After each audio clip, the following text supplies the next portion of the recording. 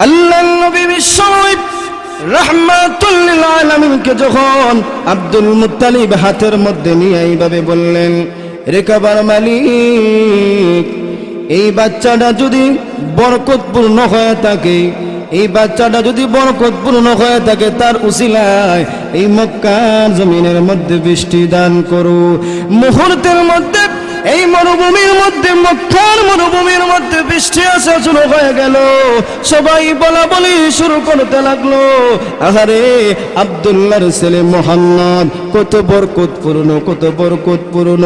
তামাম মক্কার মধ্যে একটা আলোড়ন সৃষ্টি হয়ে গেল। আহারে তার মতো ভালো আর কেউ হইতে পারে না। ওই বাচ্চাটারে মহব্বত করিও, যদি ওই বাচ্চাটারে মহব্বত করো তাহলে অনেক লাভ হবে। তার কারণে এই মক্কার জমিনের মধ্যে বৃষ্টি আসা শুরু হয়ে গেছে।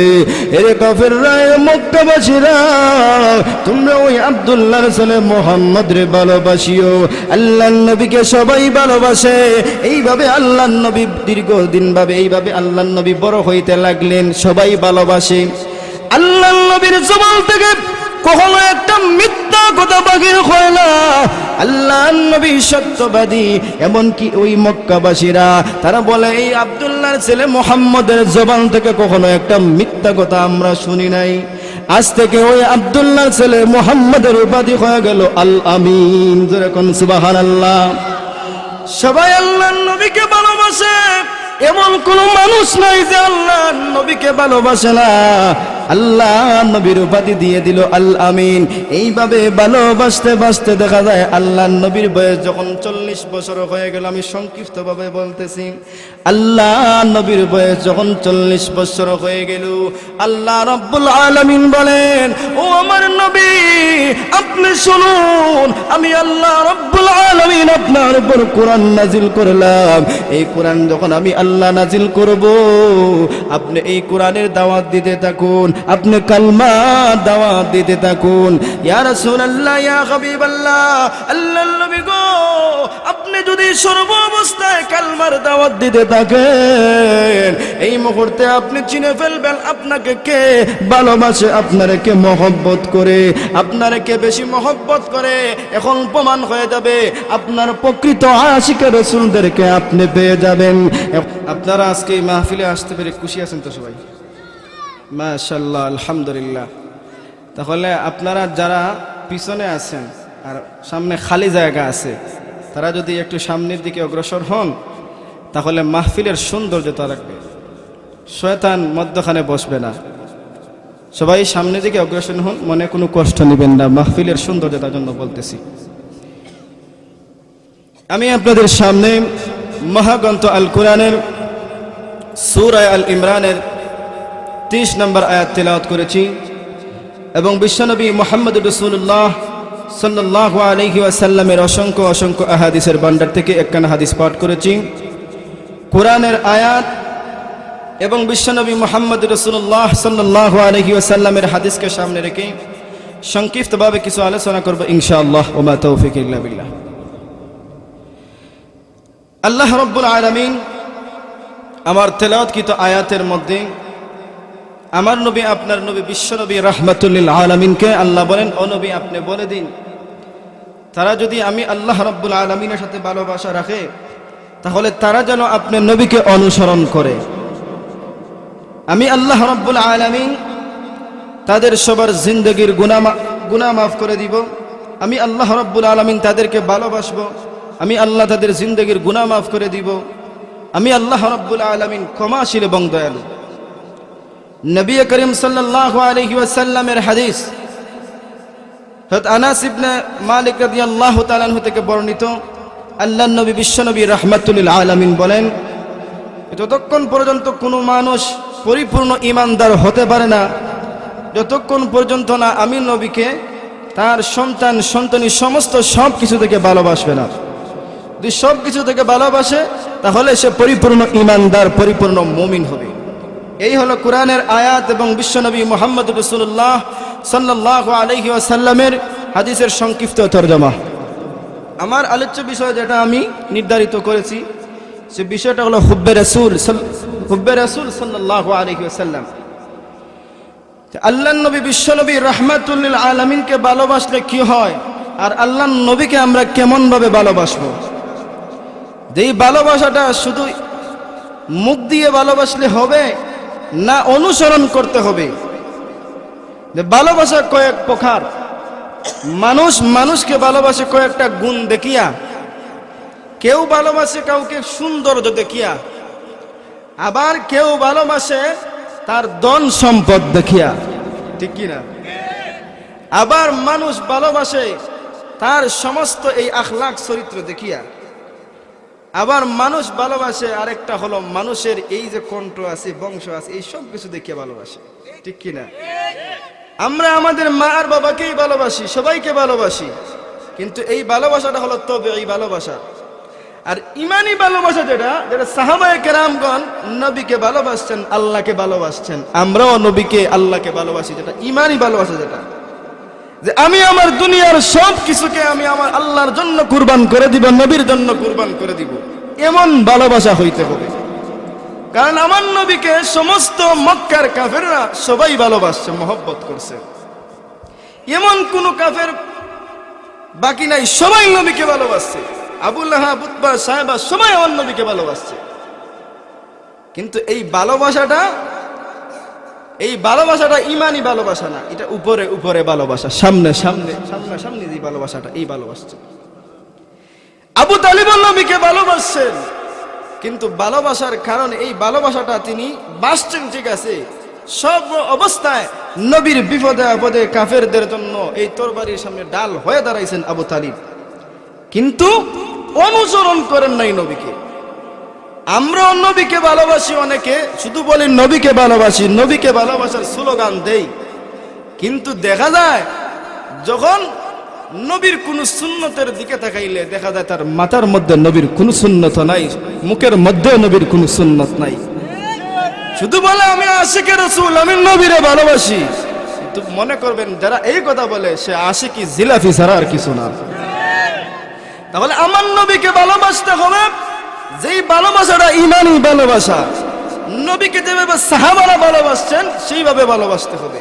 কিন্তু নবীকে নিয়ে বেঈমান কাফেররা কটূক্তি করলো, নবীকে নিয়ে কটূক্তি করলো, আল্লাহকে নিয়ে কটূক্তি করলো, তখন আমি উন্দালের মধ্যে থাকলাম। কিন্তু 12 রবিউল আউয়াল আসলে আমি মাঠে ঘাটে বাইর হইয়া রেলি দেই আর বলে আমি আশিকে রাসূল।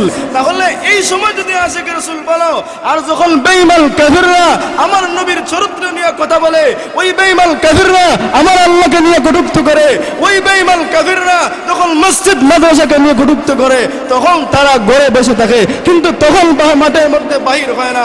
যখন তারা মাঠের মধ্যে তারা বাহির হয়, বাহির হয়ে নবীর জন্য নিজের জীবন দেয়, তারা হলো প্রকৃত আশিকে রাসূল।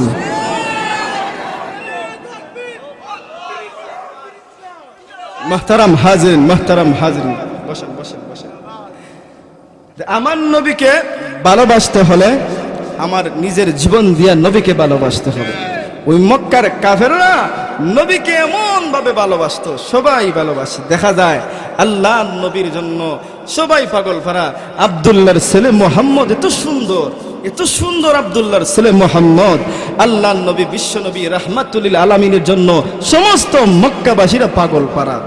যে আব্দুল্লাহর ছেলে এত সুন্দর, সবাই ভালোবাসে, এত বরকতপূর্ণ একটা বালক, এই বালককে ভালোবাসলে আসলে আমাদের লাভ হবে। কিন্তু দেখা যায় একদিন মক্কার মধ্যে এমন মরুভূমি, অনেক দিন হয়ে গেল বৃষ্টি আর হচ্ছে না, বৃষ্টির অভাবে সমস্ত এই মাঠ ঘাট সব কিছু শুকাইয়া গেছে, পশু পাখি পানি পাচ্ছে না, এমন অবস্থা মরুভূমির মধ্যে। কিন্তু তখন আব্দুল মুত্তালিবের কাছে আসিয়া মক্কার সমস্ত এই কাফেররা সবাই আসিয়া বলল যে তোমার একটা নাতি আছে, যেই নাতিটা আব্দুল্লাহর ছেলে মুহাম্মদ, তাকে দেখতে তো অনেক সুন্দর লাগে, সে বড় বরকতপূর্ণ বালক, ওই বালকটারে নিয়ে আপনি আল্লাহর কাছে আপনার মালিকের কাছে চান, তাহলে এই বালকের উসিলায় হয়তো মক্কার জমিনের মধ্যে বৃষ্টি হইতে পারে।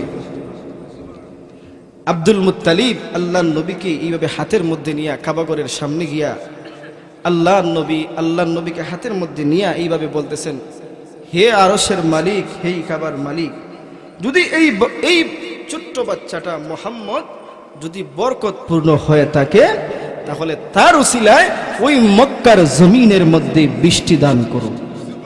যখন এই কথা আব্দুল মুত্তালিব বলছেন, বলতে দেরি মক্কার জমিনের মধ্যে বৃষ্টি আসতে আর দেরি হয় নাই। আর আসতে কোন সুবহানাল্লাহ।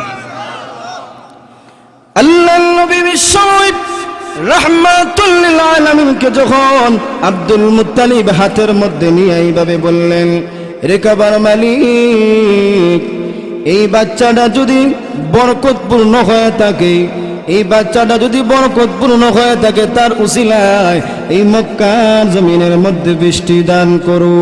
মুহূর্তের মধ্যে এই মরুভূমির মধ্যে, মক্কার মরুভূমির মধ্যে বৃষ্টি আসা শুরু হয়ে গেল। সবাই বলা বলি শুরু করতে লাগলো, আহারে আব্দুল্লাহর ছেলে মুহাম্মদ কত বরকতপূর্ণ, কত বরকতপূর্ণ। তামাম মক্কার মধ্যে একটা আলোড়ন সৃষ্টি হয়ে গেল। আহারে তার মতো ভালো আর কেউ হইতে পারে না। ওই বাচ্চাটারে মহব্বত করিও, যদি ওই বাচ্চাটারে মহব্বত করো তাহলে অনেক লাভ হবে। তার কারণে এই মক্কার জমিনের মধ্যে বৃষ্টি আসা শুরু হয়ে গেছে। এরে কাফেররা, মক্কাবাসীরা, তোমরা ওই আব্দুল্লাহর ছেলে মুহাম্মদ রে ভালোবাসিও। আল্লাহর নবীকে সবাই ভালোবাসে। এইভাবে আল্লাহর নবী দীর্ঘদিন ভাবে এইভাবে আল্লাহর নবী বড় হইতে লাগলেন, সবাই ভালোবাসে। আল্লাহর নবীর জবান থেকে কখনো একটা মিথ্যা কথা বাহির হয় না। আল্লাহর নবী সত্যবাদী। এমনকি ওই মক্কাবাসীরা তারা বলে, এই আব্দুল্লাহর ছেলে মুহাম্মদের জবান থেকে কখনো একটা মিথ্যা কথা আমরা শুনি নাই। আজ থেকে ওই আব্দুল্লাহর ছেলে মুহাম্মদের উপাধি হয়ে গেল আল আমিন। জোরে কোন সুবহানাল্লাহ। সবাই আল্লাহর নবীকে ভালোবাসে, এমন কোন মানুষ নাই যে আল্লাহর নবীকে ভালোবাসে না। আল্লাহ নবীর উপাধি দিয়ে দিল আল আমিন। এইভাবে ভালোবাসতে বাসতে দেখা যায় আল্লাহ নবীর বয়স যখন 40 বছর হয়ে গেল, আমি সংক্ষিপ্ত ভাবে বলতেছি, আল্লাহ নবীর বয়স যখন 40 বছর হয়ে গেল, আল্লাহ রাব্বুল আলামিন বলেন, ও আমার নবী আপনি শুনুন, আমি আল্লাহ রাব্বুল আলামিন আপনার উপর কোরআন নাজিল করলাম। এই কোরআন যখন আমি আল্লাহ নাজিল করব, আপনি এই কোরআনের দাওয়াত দিতে থাকুন, আপনি কালমার দাওয়াত দিতে থাকুন। ইয়া রাসূলুল্লাহ, ইয়া হাবিবাল্লাহ, আল্লাহর নবী গো, আপনি যদি সর্ব অবস্থায় কালমার দাওয়াত দিতে থাকেন, এই মুহূর্তে আপনি চিনে ফেলবেন আপনাকে কে ভালোবাসে, আপনারে কে মহব্বত করে, আপনারে কে বেশি মহব্বত করে।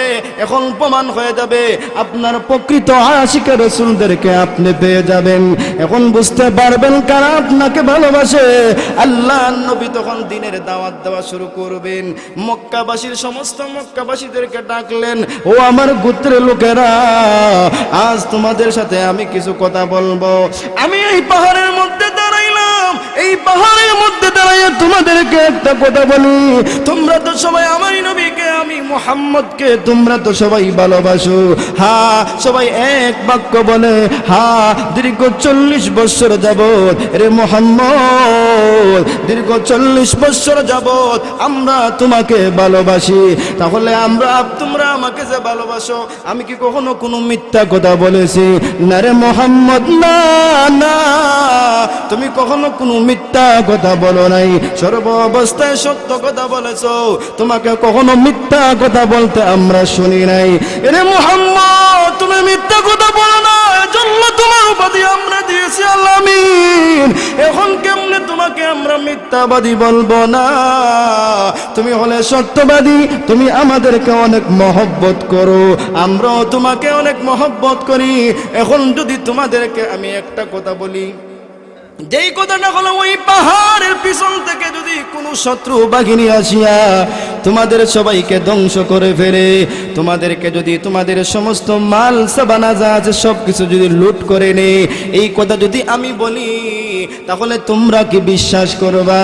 হ্যাঁ রে মুহাম্মদ, আমরা জানি তুমি আমাদের বন্ধু, তুমি আমাদেরকে মহব্বত করো, আমাদের এই বিশ্বাস আছে তুমি কখনো আমাদের কোনো ক্ষতি করতে চাইবে না, তুমি আমাদের সর্ব অবস্থায় আমাদের ভালো চাও রে মুহাম্মদ আমরা বিশ্বাস করি তুমি সর্ব অবস্থায় সত্য কথা বলো। তাহলে এখন যদি তোমাদেরকে একটা হানাদার বাহিনী আসিয়া তোমাদেরকে আক্রমণ করে আর আমি নবী যদি বলি এরা তোমাদেরকে ধ্বংস করে ফেলবে, তাহলে তোমরা কি বিশ্বাস করবে? হ্যাঁ আমরা বিশ্বাস করব, সব কিছু বিশ্বাস করব। তাহলে তোমরাও শুনে নাও, আমাকে যে তোমরা অনেক দিন ভালোবাসছো, সেই ভালোবাসাটা ছিল আব্দুল্লাহর ছেলে মুহাম্মদ, আব্দুল্লাহর ছেলে মুহাম্মদ বলে তোমরা আমাকে ভালোবাসতা। তাহলে আজ আর এই ভালোবাসাটা আব্দুল্লাহর ছেলে মুহাম্মদ বলে বলবা না, আজ থেকে তোমরা সবাই আমাকে মুহাম্মাদুর রাসূলুল্লাহ সাল্লাল্লাহু আলাইহি ওয়াসাল্লাম বলে ডাকতে হবে, কারণ মহান আল্লাহ আমাকে তোমাদের জন্য নবী হিসাবে পাঠাইছেন। তোমাদেরকে আমি আজকে একটা সুসংবাদ দেব, যদি তোমরা এই দিনটারে মানো, যদি তোমরা এই দিনটারে গ্রহণ করো, তাহলে তোমরা আল্লাহর তৈরি জান্নাতের মেহমান হইবা। আর যদি আমার কথা মানো না, তাহলে তোমরা জাহান্নামের মধ্যে যাইবা। যদি জান্নাতের মধ্যে যাইতে চাও, তাহলে আমাকে মানো। আর এই 360টা মূর্তির পূজা বাদ দাও, মূর্তির পূজা বাদ দিয়ে একমাত্র আমার খালিক, আমার মালিক, আমার আল্লাহর ইবাদত করো। যদি তোমরা আমারে মানো, তাহলে এই মুহূর্তে তোমরা কালমা পড়ে মুসলমান হও। সবাই বলো লা ইলাহা ইল্লাল্লাহু মুহাম্মাদুর রাসূলুল্লাহ সাল্লাল্লাহু আলাইহি ওয়াসাল্লাম। এই কথা যখন আমার নবী বলছেন, তখন সমস্ত কাফিররা অনেক রাগ হয়েছে। বিশেষ করে আবু লাহাব বলে তাব্বান লাকা আলি হাযা জামাতানা, মুহাম্মদ এই জন্য কি আমাদের এখানে ডাকছো? মা এতদিন ভালোবাসছে, এখন বলে এই জন্য কি এখানে ডাকছো? তাব্বান লাকা আলি হাযা জামাতানা, মুহাম্মদ তুই ধ্বংস হয়ে যা। আল্লাহ নবী গালি দিছে আবু লাহাব, আব্দুল্লাহর ছেলে তোরে এতদিন ভালোবাসতাম, কিন্তু এখন তুই আমাদের বাপ দাদার ধর্ম নিয়ে কথা বলতেছ। এই আমরা মূর্তি পূজা করছি সারাটা জীবন, এখন তুই তোর একটা মালিকের কথা বলতেছ না, তা মানা যাবে না। এরে মুহাম্মদ ধ্বংস হয়ে যা, তোর কথা আমরা কখনো শুনব না। এই কথার জবাবে মহান আল্লাহ রাব্বুল আলামিন এই আবু লাহাবের উপর একটা সূরা আল্লাহ রাব্বুল আলামিন নাজিল করেছেন, যেটার নাম হলো সূরা লাহাব। এর জবাব দিয়ে দিয়েছেন আল্লাহ রাব্বুল আলামিন। তাহলে ওই মক্কার কাফিররা 40 বছর আল্লাহর নবীরে ভালোবাসলো, যখন দ্বীনের দাওয়াত দিলেন, লা ইলাহা ইল্লাল্লাহু মুহাম্মাদুর রাসূলুল্লাহ যখন বললেন, এখন আর নবীরে আর কেউ ভালোবাসে না, সবাই গালি দেয়। আল্লাহর নবীর শত্রু সবাই হয়ে গেছে। আবু লাহাব, উতবা, সাইবা, সবাই, আবু জাহেল, সবাই আল্লাহর নবীর শত্রু, এখন আর কেউ বন্ধু না, শেষ পৃথক হয়ে গেছে। কারণ এখন অনুসরণের সময় আসছে, নবীর মতো জুব্বা লাগাইতে হবে, নবীর মতো দাড়ি রাখতে হবে, নবী যা করেছেন তা করতে হবে। এখন দেখা যায় সব শেষ, উলট পালট, আর নবীরে ভালোবাসে না, সবাই পৃথক পৃথক পৃথক, নবীরে আর ভালোবাসে না। তাহলে এই ভালোবাসাটা ছিল এতদিন কি জন্য? চেহারা দেখিয়া, সৌন্দর্য দেখিয়া, গুণ দেখিয়া, সত্যবাদী দেখিয়া। কিন্তু যে ইমানি ভালোবাসা, যেটা তিনির জন্য মরতে পারবো, তিনি যা করবেন আমি তা করব, তিনি নামাজ পড়বেন আমি নামাজ পড়বো, তিনি রোজা রাখবেন আমি রোজা রাখবো, তিনি যা করবেন আমি তাই করব, তিনির অনুসরণ করব, তিনি সমস্ত সুন্নত আমি পালন করব। এই কথা যখন বললেন নবী যে তুমি আমার অনুসরণ করতে হবে, আমার দেখানো পথ চলতে হবে, তখন দেখা যায় সবাই নবীর বিপক্ষ হয়ে গেছে, আর কেউ নবীরে ভালোবাসে না, শেষ, ভালোবাসা শেষ।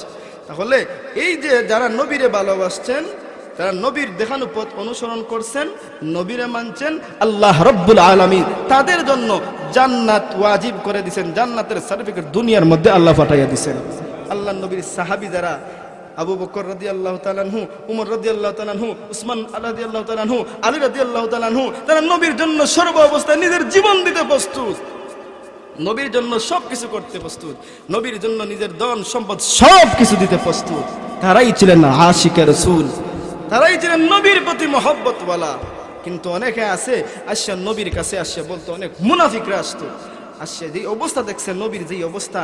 আবার নবী যখন এই কোরআন যখন নাজিল হয়েছে, কোরআনের তেলাওয়াত যখন করতেন মক্কার কাফিরদের সামনে গিয়া, আবার যখন মানুষের কাছে কোরআন শরীফ যখন তেলাওয়াত করতেন, কোরআন যখন শোনাইতেন, তখন সবাই, এমন এক মানুষ আছে যে আবু জাহেল দ্বারা, আবু লাহাব, উতবা, সাইবা, তারা বলে এই যে মুহাম্মদ তেলাওয়াত করতেছে, এই তেলাওয়াত তোমরা কখনো শুনিও না, যদি এই তেলাওয়াত শোনো তাহলে তোমরা ধ্বংস হয়ে যাইবা। এটা একটা শাইর, এটা কবি, এর কথা কখনো তোমরা শুনিও না। যদি তোমরা শুনো তাহলে তোমরা তার দলের অন্তর্ভুক্ত হয়ে গেলা, পাগল হয়ে যাইবা। কিন্তু আল্লাহর নবী যখন তেলাওয়াত করতেন আর রহমান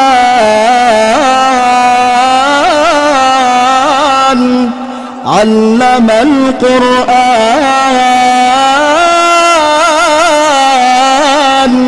খালাকাল ইনসান আল্লামাহুল বায়ান।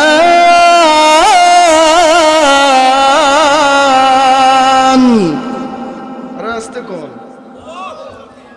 আল্লাহর নবী যখন এইভাবে তেলাওয়াত করতেন তখন কাফেররা সবাই আসি আবার দল হইত, একসাথে সবাই একত্রিত হইতো, হইয়া আবার নবীর কাছে বলতো, আরে এত সুন্দর তেলাওয়াত, এই মানুষটা কখনো পাগল হইতে পারে না, পাগল হইতে পারে না। আবু জাহেল উতবা সাহেব সবাই শুনতো। এরপরে দেখেন ওই যে তেলাওয়াত, নবীর তেলাওয়াত যখন শুনতো তখন ওই মানুষের হাতে হাত রাখিয়া ওই মুহূর্তে কালমা পড়ে মুসলমান হয়ে গেলাম। তাহলে আল্লাহ নবীর তেলাওয়াত শুনে তারা নবীর হাতে হাত রেখে মুসলমান হয়ে যায়। আল্লাহ নবীরে ভালোবাসছে, আল্লাহ নবীরে যারা ভালোবাসছেন এদের জন্য আল্লাহ রাব্বুল আলামিন জান্নাত রাখছেন। যেমন দেখেন আল্লাহ নবীর সাহাবী বারা রাদিয়াল্লাহু তাআলা আনহু আল্লাহ নবীর কাছে প্রতিদিন আসতেন। আল্লাহ নবীর সাহাবী বারা যখন নবীর কাছে প্রতিদিন আসতেন, এই মুহূর্তে দেখা যায় তিনি যে সন্তান, যে সন্তানের নাম হলো তালহা রাদিয়াল্লাহু তাআলা আনহু। তালহা রাদিয়াল্লাহু তাআলা আনহু একদিন দেখলেন যে নবীর কাছে যান, তিনি এটা জানেন না, কিন্তু বললেন বাবাকে, বাবা আপনি কোথায় প্রতিদিন যান, আমাকে একদিন আপনার সাথে নেন। তখন বারা রাদিয়াল্লাহু তাআলা আনহু বলেন, আমার সন্তান তালহা তুমি শোনো, আমি প্রতিদিন একটা মজলিসের মধ্যে যাই, এই মজলিসের মধ্যে গিয়া আমার নবীর কাছ থেকে আমি দ্বীনি কথা শুনি, জান্নাত জাহান্নামের আলোচনা শুনি। তখন বারাকে তালহা রাদিয়াল্লাহু তাআলা আনহু ডাক দিয়ে বলেন, বাবা আপনি আমাকে আপনার সাথে নেন। তালহা রাদিয়াল্লাহু তাআলা আনহুকে নিয়ে তিনি বিশ্বনবী মুহাম্মদুর রাসূলুল্লাহ সাল্লাল্লাহু আলাইহি সাল্লামের কাছে চলে গেলেন। যাওয়ার পরে আল্লাহর নবীর কাছে যখন গেলেন, যাওয়ার পরে দেখা যায় বারা রাদিয়াল্লাহু তাআলা আনহু অনেক সময় আল্লাহর নবীর কাছে দ্বীনি আলোচনা শুনছেন। এই মুহূর্তে দেখা যায় নবীর কাছ থেকে যখন আলোচনা শুনিয়া যখন চলে যাইবেন বাড়িতে, তখন বারা রাদিয়াল্লাহু তাআলা আনহু তালহা রাদিয়াল্লাহু তাআলা আনহুর সন্তানকে তালহা রাদিয়াল্লাহু তাআলা আনহুকে যখন নিয়ে যাইতেছেন, এই মুহূর্তে বারা রাদিয়াল্লাহু তাআলা আনহু তিনি বাড়ির বাইরে চলে আসলেন। বাইরে চলে আসার পর তালহা রাদিয়াল্লাহু তাআলা দৌড় দিয়া নবীর কাছে চলে গেলেন। যাওয়ার পরে বললেন, ইয়া রাসূলুল্লাহ, ছোট্ট বাচ্চা তালহা তখন নবীকে বলেন, ইয়া রাসূলুল্লাহ, ইয়া হাবিবাল্লাহ, যে আপনার কাছে যে আমার বাবা আসেন, প্রতিদিন আসে দ্বীনি আলোচনা শুনেন, তাহলে আপনি আমাকেও কিছু দ্বীনি আলোচনা শোনান, আমি আপনাকে ভালোবাসি আমার বাবার মতো। তখন নবী ডাক দিয়ে বলেন, তুমি যে আমাকে ভালোবাসি এর প্রমাণ কি? তখন তালহা, ছোট্ট বাচ্চা তালহা বলেন, আপনি যা বলবেন আমি তাই করতে রাজি, আপনার এই প্রমাণ করার জন্য, ভালোবাসা প্রমাণ করার জন্য। আল্লাহর নবী বলেন, এই দেখো এখানে একটা তরবারি আছে, এই তরবারিটা নিয়ে তোমার বাবার কল্লাটা তুমি কেটে ফেলো। ছোট্ট বাচ্চা তালহা তখন তিনি লাফ মেরে গিয়ে তরবারিটা নিলেন, নিয়ে তার বাবার পিছনে দৌড়াইতে লাগলেন। আল্লাহর নবীর সাহাবী তালহা রাদিয়াল্লাহু তাআলা আনহু তরবারিটা হাতে নিয়ে তিনি দৌড়াইতে লাগলেন, বাবার পিছনে গিয়ে বাবার গর্দান কেটে ফেলবেন। আল্লাহর নবী বিশ্ব নবী রাহমাতুল লিল আলামিন দেখেন যে তালহা রাদিয়াল্লাহু তাআলা আনহু বারা রাদিয়াল্লাহু তাআলা আনহুর গর্দান কেটে ফেলবেন। এই মুহূর্তে গিয়া আল্লাহর নবী প্রতিমধ্যে গিয়ে বাধা দিলেন আর বললেন, রে তালহা আয় আয় আমার বুকের মধ্যে আয়, আমি নবী দুনিয়ার মধ্যে আগমন করি নাই বাবা আর সন্তানের মধ্যে দ্বন্দ্ব লাগাইবার জন্য, আমি নবী এই দুনিয়ার মধ্যে আগমন করেছি বাবার সন্তানের মধ্যে উলফত আর মহব্বত লাগাইবার জন্য। এরে তালহা আয় আয় আমার বুকের মধ্যে আয়, তুই ছোট্ট বাচ্চা কিন্তু আমি নবীকে তোর সমস্ত সব কিছু থেকে ভালোবাসো, আমি নবী তোরে মহব্বত করি, আয় রে তালহা আয় আয় আমার বুকের মধ্যে আয়। আল্লাহর নবী তালহা রাদিয়াল্লাহু তাআলা আনহুকে বুকের মধ্যে জড়াইয়া ধরলেন আর চুমু খাইতে লাগলেন। এত মোহব্বত নবীর জন্য। ওই তালহা নবীর কাছ থেকে যখন বাড়ির মধ্যে চলে গেলেন, বাড়ির মধ্যে যাওয়ার পরে কিছু অসুস্থ অনুভব করতেছেন তালহা। তখন তার মাকে ডাক দিয়ে বলে, মা গো, আমার কিছু অসুস্থ লাগতেছে, শরীরটা খারাপ লাগতেছে। ওগো মা, বুকের মধ্যে প্রচন্ড ব্যথা, আমার মনে হয় আমি আর এই দুনিয়ার মধ্যে বেশি দিন বাঁচব না, আমার মনে হয় আমি দুনিয়া থেকে চলে যাব। ওগো মা, আমার মনে হয় দুনিয়া থেকে চলে যাব। একটা সন্তান তালহা, মা কান্না করতেছেন, বাবাও কান্না করতেছেন। আল্লাহর নবীকে সংবাদ দিলেন, ইয়া রাসূলুল্লাহ, ইয়া হাবিবাল্লাহ, ওগো আল্লাহর নবী, বিশ্ব নবী, আমার তালহা ভীষণ অসুস্থ হয়ে গেছে, আপনি আমার তালহাকে দেখার জন্য আসুন। আল্লাহর নবী বিশ্ব নবী রাহমাতুল লিল আলামিন তালহাকে দেখার জন্য বাড়ির মধ্যে আসলেন। আসছে দেখেন তালহা অসুস্থ, অবস্থা বেশি একটা ভালো না, মনে হয় দুনিয়া থেকে বিদায় হয়ে যাবেন।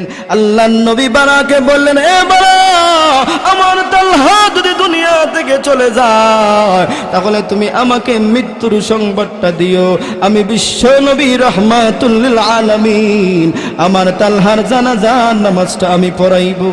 এই কথা বলিয়া আল্লাহর নবী বাড়ি থেকে চলে আসলেন। কিছুক্ষণ পর রাত্রে যখন গভীর হয়ে ওই তালহা দুনিয়া থেকে বিদায় হয়ে গেছে, আর বিদায় হওয়ার পূর্ব মুহূর্তে ওই তালহা তার মাকে একটা ওসিয়ত করে যায়, মাগো, আমি যখন মৃত্যুবরণ করব, মৃত্যুবরণ করার পরে আপনি আমার মৃত্যুর সংবাদটা আমার নবীকে দিবেন না। তখন মা অবাক হয়ে গেলেন, নবীকে কেন মৃত্যুর সংবাদ দিব না? এর তালহা ঠিক নবীর উপর অভিমান করেছ না গো মা, আমার নবীর উপর আমি অভিমান করি নাই, আমার নবীকে আমি বেশি ভালোবাসি, বেশি মহব্বত করি, এই জন্য আমার নবীকে সংবাদটা না দেওয়ার জন্য বলতেছি। আমার নবী যখন আমার মৃত্যুর সংবাদ পায়া আমার বাড়ির মধ্যে রাত্রিবেলা আসবেন, প্রায় 3 কিলোমিটার দূর আমার বাড়ি থেকে, ওই রাত্রিবেলা যখন আল্লাহর নবী আমার বাড়ির মধ্যে আসবেন, রাত্রিবেলা যখন নবীকে পাইবে, ওই বেঈমান কাফেররা আমার নবীর উপর আক্রমণ করবে, আমার নবীকে অত্যাচার করবে। তাহলে কিয়ামতের কঠিন ময়দানে যদি মহান আল্লাহ রাব্বুল আলামিন যদি আমাকে ধরেন, রে তালহা, তোর মৃত্যুর সংবাদ শুনিয়া আমার নবী আসছিলেন, আর আমার নবী আসিয়া অত্যাচারিত হয়েছিলেন, আমার নবীকে ওই বেঈমান কাফেররা হত্যা করে ফেলেছে, তাহলে কিয়ামতের কঠিন ময়দানে আল্লাহ যদি এই কথা জিজ্ঞাসা, তাহলে আমি জবাব দিতে পারবো না। ওমা, এই ডরে আর এই ভয়ে আমি নবীকে আমার মৃত্যুর সংবাদ না জানানোর জন্য বলেছি। জোরে কন্যা সুবহানাল্লাহ। কত মহব্বত নবীর জন্য।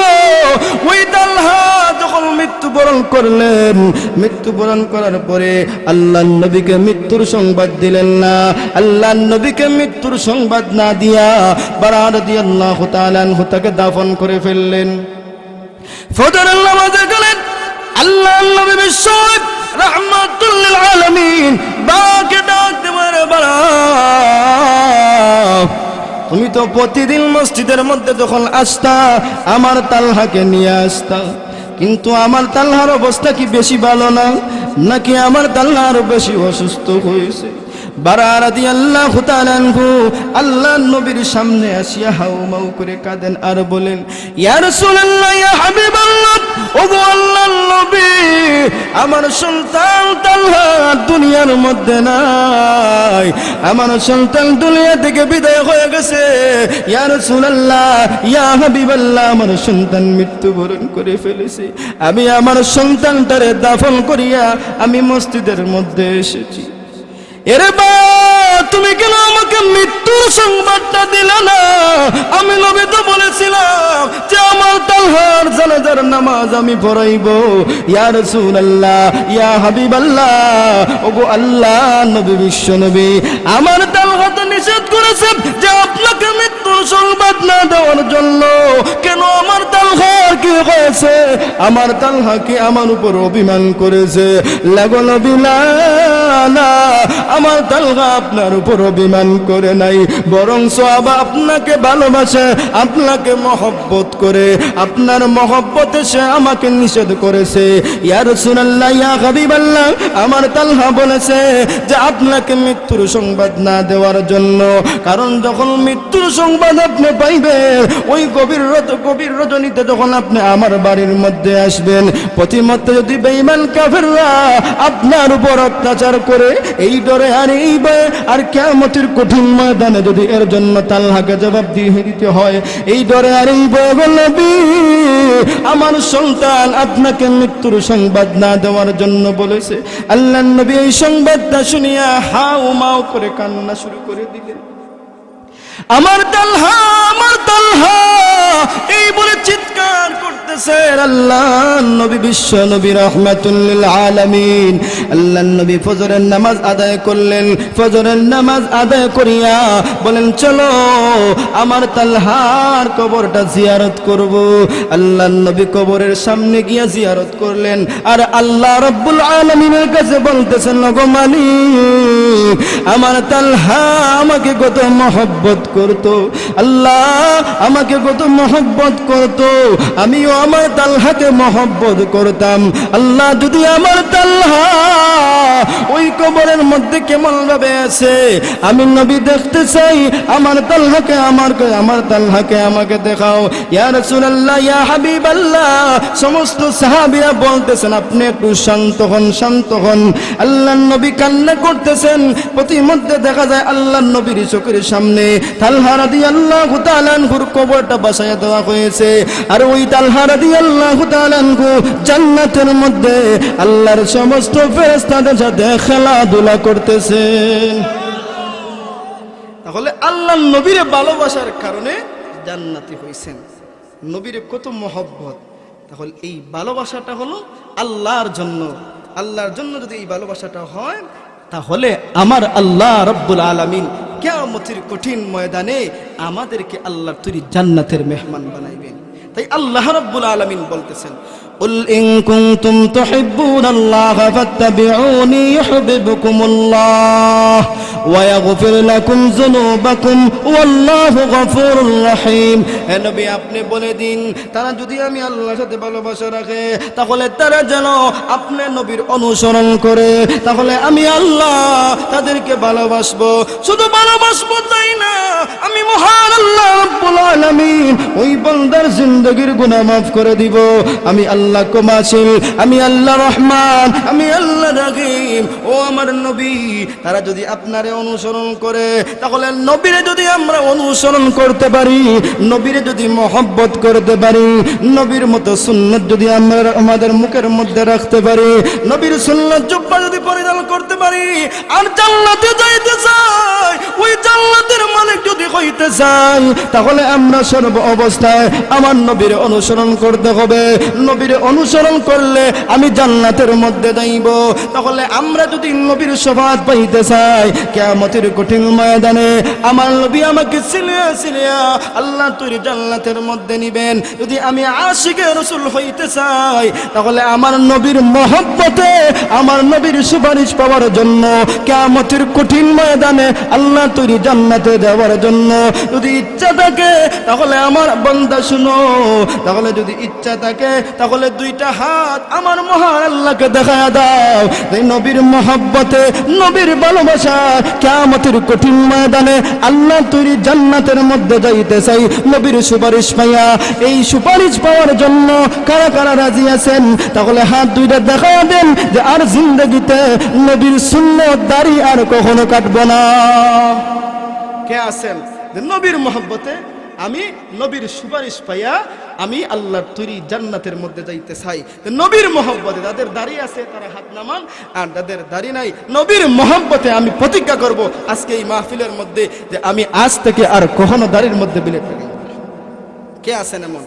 নবীর মহব্বতে, নবীর আশিকে রাসূল দাবি করার জন্য আর আল্লাহ তৈরি জান্নাতের মধ্যে যাইবেন সুপারিশ পাইয়া, আপনাকে সুপারিশ করি আল্লাহর নবী জান্নাতের মধ্যে নিবেন। কে আছেন? একজন ব্যক্তি আমি চাই, তাহলে আজকের মাহফিলটা সফল হয়ে যাইবে যে আমি আর কখনো দাড়ির মধ্যে বিলেট লাগাইব না। তাহলে বুঝতে পারবো আপনারা আশিকের রাসূল। এই কে আছেন যে আমি নবীর মহব্বতে আমি দাড়ির মধ্যে আর কখনো বিলেট লাগাইব না? নাই কেউ দাড়ি রাখবেন না? আল্লাহ আমাদের সবাইকে তৌফিক দান করেন, সবাই বলেন আমিন। তাহলে মুহতারাম হাজিরিন, আমি আপনাদের সামনে যে আয়াত তিলাওয়াত করেছি, এই আয়াতের মধ্যে আল্লাহ রাব্বুল আলামিন এই কথা বলছেন যে নবীকে যদি তোমরা অনুসরণ করো, আমি আল্লাহ তোমাদেরকে ভালোবাসবো, আমি আল্লাহ তোমাদেরকে ভালোবাসবো। আমার ভালোবাসা যদি তোমরা চাও তাহলে আমার নবীকে অনুসরণ করো। আমার নবীরে আমি অনুসরণ করব সর্ব অবস্থায়। নবী যা করছেন তা আমি করতে হবে। আমার নবী কিভাবে জুব্বা পরছেন, আমার নবী কাফর কিভাবে পরিধান করছেন। আমি নামাজের মধ্যে দাঁড়াই কিন্তু আমি আশিকের রাসূল দাবি করি, কিন্তু আমার কাফর সর্ব অবস্থায় টাকনুর নিচে থাকে, টাকনুর নিচে থাকে। আবার মসজিদের মধ্যে যখন আসি তাড়াহুড়া করি এই কাপড়টারে আমি উপরে তুলি, কিন্তু দেখা যায় মসজিদ থেকে যখন বাহির হইয়া যায় তখন আমি আবার এই কাপড়টারে আবার জায়গার মধ্যে টাকনুর নিচে রেখে দিই। মা আসফালা মিনাল কাবাইন মিনাল ইজারি ফিন্নার, যারা টাকনুর নিচে যাদের কাপড় থাকবে, টাকনুর নিচে যাদের কাপড় থাকবে এই জায়গাগুলা জাহান্নামের মধ্যে যাইবে। জাহান্নামে যাইতে চান বেশি বেশি করে টাকনুর নিচে কাপড় পরিধান করেন। নামাজের মধ্যে দাঁড়াইয়া অনেক মানুষ আছে একবারে কাপড় নিচে থাকে। মহিলাদের কথা হইলো মহিলারা কাপড় নিচে রাখবে, কিন্তু এখন ডিজিটাল বাংলাদেশ, মহিলারা কাপড় উপরে রাখে আর পুরুষরা নিচে রাখে, তারা মহিলাদের বেশ ধরে। তাহলে আমার নামাজ হচ্ছে না, আমি সর্ব অবস্থায় কবিরা গুনাহ করতেছি। এখনো যদি এই মাহফিলের মধ্যে অনেককে দাঁড় করাই, অনেকের এই টাকনুর নিচে কাপড় আছে, এরে ভাই সাবধান সাবধান, একটা গুনার কারণে আল্লাহ আমাকে জাহান্নামের মধ্যে দিবেন। আমার নামাজ হচ্ছে না, এই সমস্ত সব থেকে আমরা বাঁচতে হবে। আর কখনো আপনারা টাকনুর নিচে কাপড় পরিধান করবেন? কারা কারা পরবেন হাত তুলেন। আল্লাহ রাব্বুল আলামিন আমাদের সবাইকে তৌফিক দান করেন যেন আমরা সর্ব অবস্থায় আল্লাহর নবীর সমস্ত সুন্নত মানিয়ে চলতে পারি। সবাই বলেন আমিন। ওয়া আখিরু দাওয়ানা আলহামদুলিল্লাহি রাব্বিল আলামিন। সাল্লাল্লাহু